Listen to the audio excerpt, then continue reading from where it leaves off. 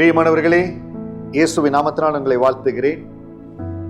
என்றைக்கும் ஒரு விசுவாசத்தில் நடக்கிற பிள்ளைக்கு பதட்டம் இருக்கக்கூடாதுங்க. பதறாதீங்க, எந்த காரியத்துக்கும் பதறாதீங்க. தேவன் விசுவாசத்தை பலப்படுத்துவார். ஏசாயா 28வது அதிகாரம் 16வது வசனத்திலிருந்து கர்த்தருடைய அந்த விசுவாச வரத்தை இன்னைக்கு உங்களுக்காக கொண்டு வருகிற ஆண்டவர் பலப்படுத்துவார். ஆதலால் கர்த்தராகிய ஆண்டவர் உரைக்கிறது, இதோ அஸ்திபாரமாக ஒரு கல்லை நான் சீயோனிலே வைக்கிறேன், அது பரீட்சிக்கப்பட்டதும் வெளியேறப்பட்டதும் திட அஸ்திவாரம் உள்ளதுமான மூளைக்கல்லா இருக்கும். விசுவாசிக்கிறவன் பதறான். இது ஆண்டவராக இயேசு கிறிஸ்துவை பற்றி சொல்லப்படுகிற வசனம். திட அஸ்திபாரமான ஒரு மூளைக்கல்லை சீயோனிலே வைக்கிறேன், விசுவாசிக்கிறவன் பதறான்.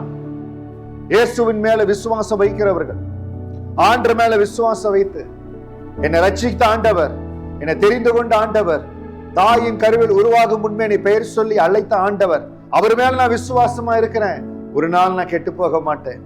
அவரை நம்பி இருக்கிறேன், ஒரு நாள் கெட்டு போக மாட்டேன்.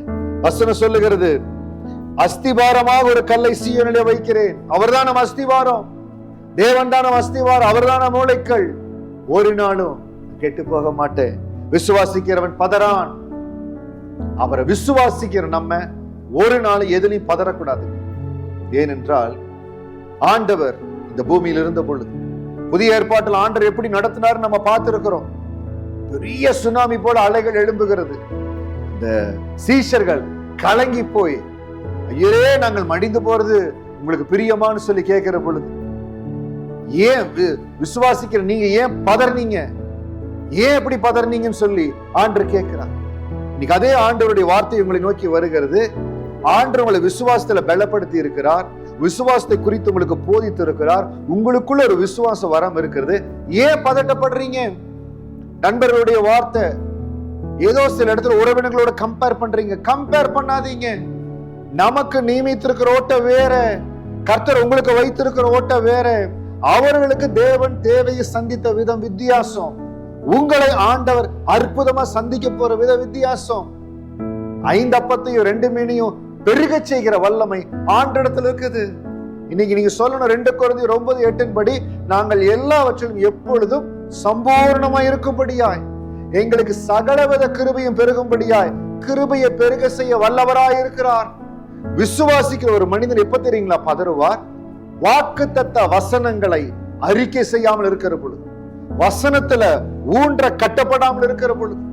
நீங்க டெஸ்ட் பண்ணி பாருங்களேன். நீங்க வசனத்தை உங்களை ஒப்பு கொடுத்து வசனத்துல பலப்படுகிற ஒரு மகனாய் மகளா இருக்கிற பொழுது உங்களுக்கு பதட்டம் வராது. நீங்க சொல்லுவீங்க, என்னை அழைத்த ஆண்டவர் செய்வார், கர்த்தர் எனக்காக யாவையும் செய்து முடிப்பார். இன்றைக்கு கர்த்தர் உங்களுக்கு என்ன வாக்குத்தத்தை கொடுத்தார், உங்க வாழ்க்கைக்கு என்ன வாக்குத்தத்தை கொடுத்தாரோ அதை பிடித்து நீங்க சொல்லுங்க. விசுவாசிக்கிறவன் பதறான். அந்த வசனத்தை சொல்லி நான் ஜெபிக்க போறேன். ரெகபோத் ஊழியத்துக்கு இந்த வருஷம் ஆண்டவர் கொடுத்த வாக்குத்தத்தம் ஏசாயா 43:19. இதோ நான் புதிய காரியத்தை செய்கிறேன் என்று சொல்லி, நாங்கள் எதிர்பார்க்காத, சபை எதிர்பார்க்காத ஒரு அற்புதமான காரியத்தை 5வது மாதத்துல கர்த்தர் எங்களுக்கு இனிஷியேட் பண்ணி கொடுத்தார்.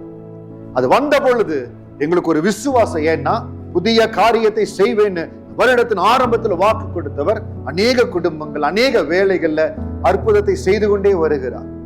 தேவனை பற்றி கொண்டே இருக்கிறோம். ஊழியத்துல மகிமையான காரியங்களை ஆண்டவர் திறந்தார். விசுவாசத்தோடு சொன்னோம், கர்த்தர் எல்லாவற்றையும் செய்ய வல்லவர். நாங்க சொன்ன அறிக்கை என்ன தெரியுங்களா? யோவான் 15:7 படி, நீங்கள் என்னிலும் என் வார்த்தைகள் உங்களிலும் நிலைத்திருந்தால் நீங்கள் கேட்டுக்கொள்வது எதுவோ அது உங்களுக்கு செய்யப்படும். அதை சொல்லி விசுவாச அறிக்கை செய்கிறோம். We are having a set of verses, we call it as a faith declaration verses.